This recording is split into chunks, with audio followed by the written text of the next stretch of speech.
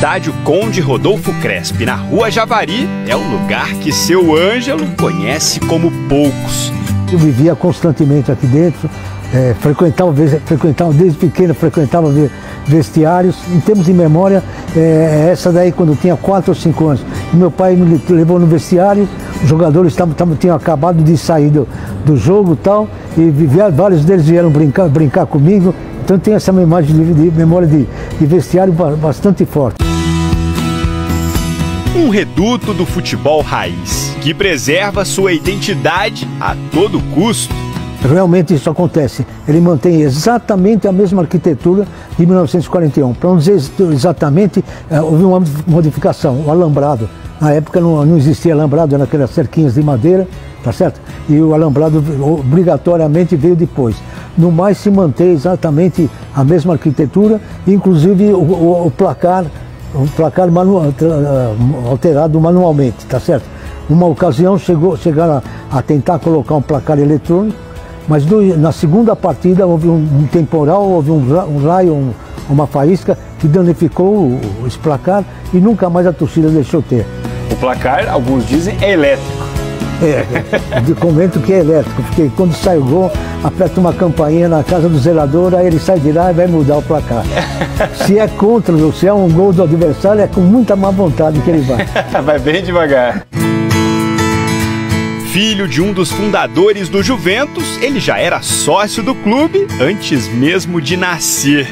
Nasci na Rua dos Trilhos, aqui atrás, a 50 metros daqui.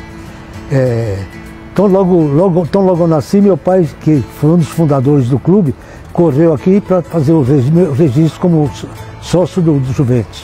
Então eu posso dizer que tenho a carteirinha do Juventus antes mesmo da certidão de nascimento.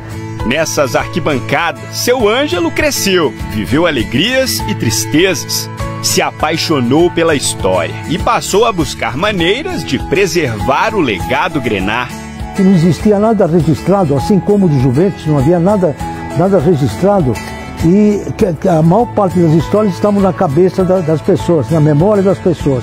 E vi que essas pessoas, assim como aconteceu com meu pai e meus irmãos, as pessoas do bairro também, os mais idosos, também estavam indo embora e com eles morrendo muitas dessas histórias. Amor que recentemente foi transformado em um livro. Uma obra lançada neste ano para celebrar o centenário juventino e eternizar momentos importantes de um dos clubes mais tradicionais do futebol brasileiro. Seu Ângelo é um dos autores do livro. Glórias de um Moleque Travesso Centenário foi o título escolhido para homenagear o clube nascido na Moca. Um time de bairro que passou a incomodar gigantes ao longo do tempo. Palavras que levam a uma viagem no tempo. Referências a fatos históricos, como o famoso gol do Rei Pelé.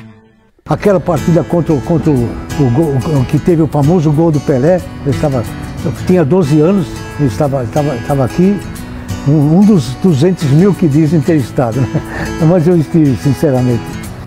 Adivinha só quem estava na Rua Javari naquele dia?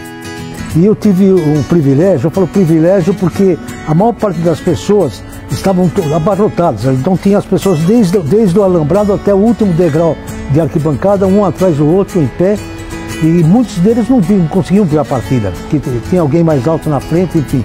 E meu irmão era diretor nessa época, eu tinha 12 anos, e eu estava no reservado da diretoria, que fica aqui em cima, e dali você tem uma visão magnífica. Então deu para ver perfeitamente o gol e marcar, porque ele foi uma coisa fora de série. Embora tenha sido um gol contra o meu time, mas como amante de futebol não se pode deixar de vangloriar. Anos de trabalho materializados no que pode ser considerado o maior acervo histórico do Juventus. Um legado para as novas gerações. Eu vejo uma fotografia e vem o fato real, tá certo? Que eu presenciei. Tá certo? Então emociona, ao reler o livro, às vezes eu releio até para rememorar, e ao reler o livro me emociona também. Páginas que carregam tradição, as façanhas do Juventus da Moca agora estão eternizadas.